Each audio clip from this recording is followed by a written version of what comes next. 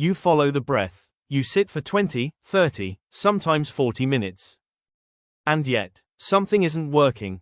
The thoughts don't stop, the stillness doesn't come, and somewhere in the back of your mind, quietly, persistently, you wonder if maybe you're just not the type of person this works for. Here's what nobody told you. The problem isn't your technique. It isn't your posture. It isn't even your mind. The problem is that modern meditation culture handed you a steering wheel, and forgot to tell you the engine needs fuel first. 2,500 years ago, a teacher in northern India diagnosed exactly why the mind cannot go still. He didn't call it distraction. He didn't call it stress. He called them the 5 hindrances, and he said, with clinical precision, that until these 5 conditions are addressed, deep stillness is not difficult. Not unlikely. The text is the Sāmaññaphala Sutta, the discourse on the fruits of the contemplative life. Nikāya 2, one of the oldest and most complete maps of the meditative path in existence. In it, a king asks a wandering teacher, the Buddha, a simple question. What does a life of contemplation actually produce? What are the fruits? The answer the Buddha gives doesn't begin with meditation technique. It begins much earlier. Before he ever describes the meditation itself, before posture, before breath, before any instruction, the Buddha describes what must first be released. He uses 4 analogies, and these analogies have survived 25 centuries because they are that precise. A man freed from debt, who can now travel where he wishes, without fear. A man recovered from illness, who can now eat freely, and has regained his strength. A man released from prison, who is safe, no longer afraid, master of his own movement. A man arrived safely from a desert road, who is finally at ease, no longer rationing, no longer scanning the horizon for danger. These aren't metaphors for vague anxiety. They're descriptions of specific mental obstructions. The relief the Buddha describes is not the relief of relaxation techniques. It's the relief of structural absence. Something heavy, simply gone. The 5 hindrances, panca nivarana in Pāli, are 1. Sensual desire. Kamachanda, not only physical craving, but the mind's continuous reaching toward pleasant experience. Every time attention chases a sound across the room, drifts toward a pleasant memory, begins constructing a fantasy, this is the first hindrance, operating quietly in the background. 2. Ill will, bhayapada, aversion, irritation, resentment, toward others, toward circumstances, toward the practice itself. A mind contracted in hostility cannot open into stillness. It is pulling away from experience. It cannot rest where it is. 3. Sloth and torpor. Thina middha, the dull, collapsed, heavy mind. Not just sleepiness in formal meditation, but an energetic deflation that makes clear seeing impossible. The mind gone slack, a lamp with too little oil. 4. Restlessness and remorse. Uddhaka kakaka, the scattered, agitated mind that cannot land anywhere. And beneath it, often, unresolved, guilt, regret about the past, anxiety about the future. A mind buzzing at a frequency that has nowhere to settle. 5. Doubt, vicikiccha, not ordinary questioning, a fundamental paralysis, the mind that won't commit to the path, to the practice, to the next breath. Not skepticism, arrest. The Buddha is unambiguous about what follows when these 5 are temporarily absent. He doesn't say the meditator tries harder. He says the meditator knows, with the same relief as the freed debtor, the recovered patient, the released prisoner, that something has lifted. And from that lifting, naturally, causally, joy arises.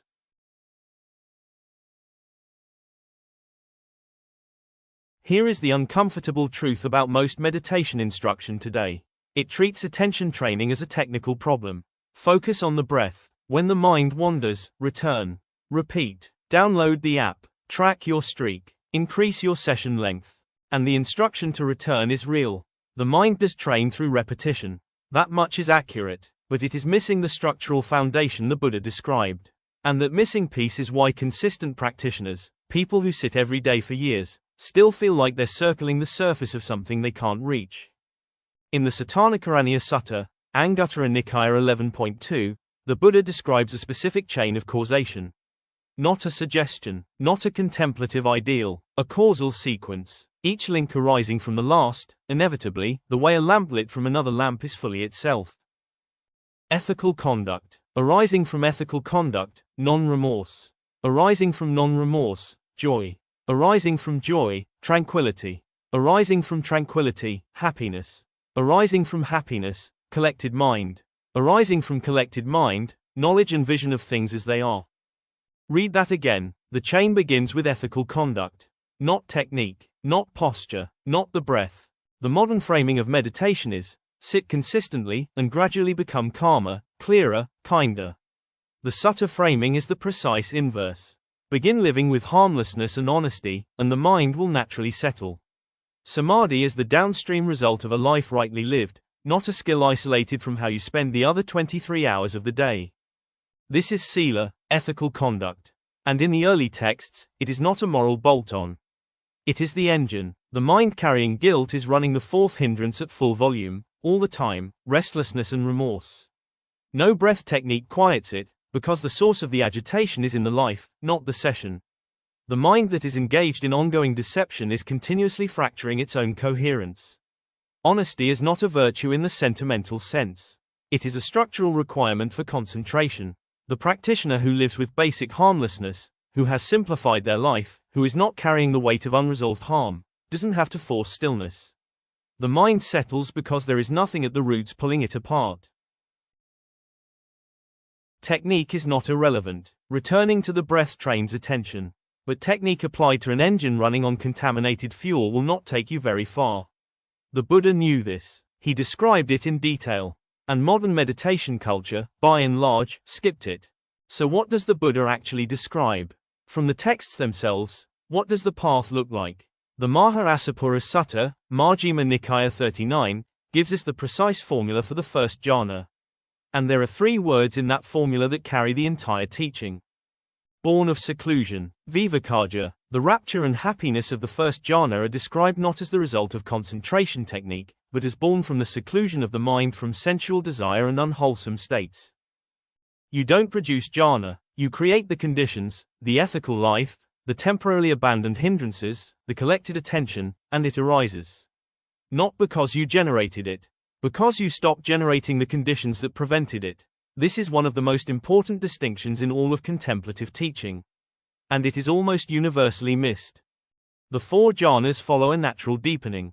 First jhana, applied thought and sustained thought are still present, the subtle effort of directing attention.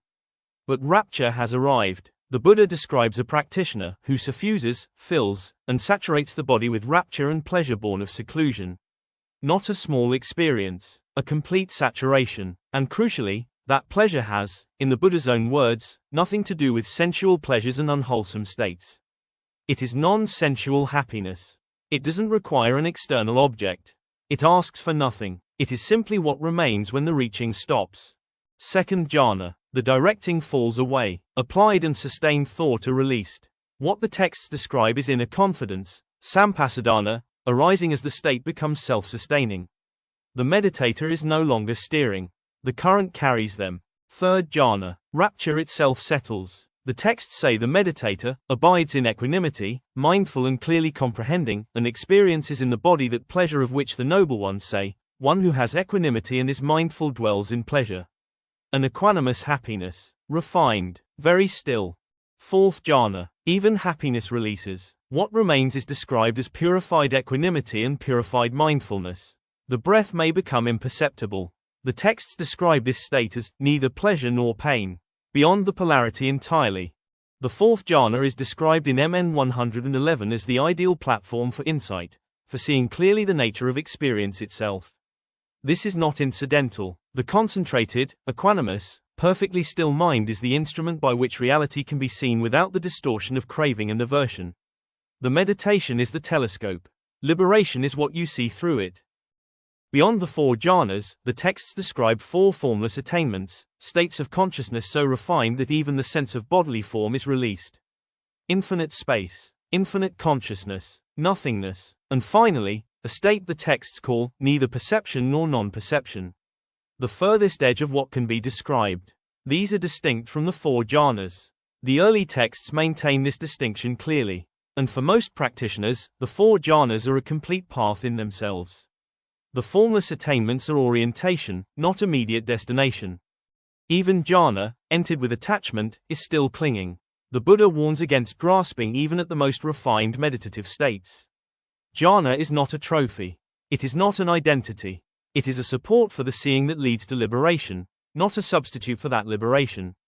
The meditator who clings to the bliss of the second jhana is using the telescope to look at the telescope. So here is what this means practically. If your meditation feels stuck, if the stillness doesn't come, if the mind won't settle, the answer is probably not a better technique. It's something upstream. Start with the 5 hindrances. Not as a checklist to defeat. As a diagnostic. Which one is most present in your life right now? Sensual reaching, aversion, dullness, agitation, doubt. Then look at the causal chain. Ethical conduct, non-remorse, joy, tranquility, happiness, collected mind. Where is the chain broken for you? And then sit. 20 to 40 minutes, daily. Not to manufacture stillness, but to give the stillness that is already present the conditions to emerge. The rapture of the first jhana is not a reward for good technique. It is what's left when the hindrances temporarily clear, when the life supports the mind, and when you finally stop trying to produce something and simply let the seclusion do its work. Born of seclusion, vivekāja, that is the whole teaching. In 2 words. If this framing is new to you, if you've been meditating and wondering what you've been missing, subscribe. This channel goes deep on early Buddhist teachings. What the suttas actually say, not what they've been filtered down to by modern culture or later commentary. The primary sources are linked in the description. DN2 and 11.2, MN39. You can read them yourself, in translation, for free, at suttacentral.net. That's where the real teaching lives. We're just here to point at it. There's also a free written guide in the description, the jhana path from the suttas, with all references, for those who want the map in hand when they sit. Sit tonight.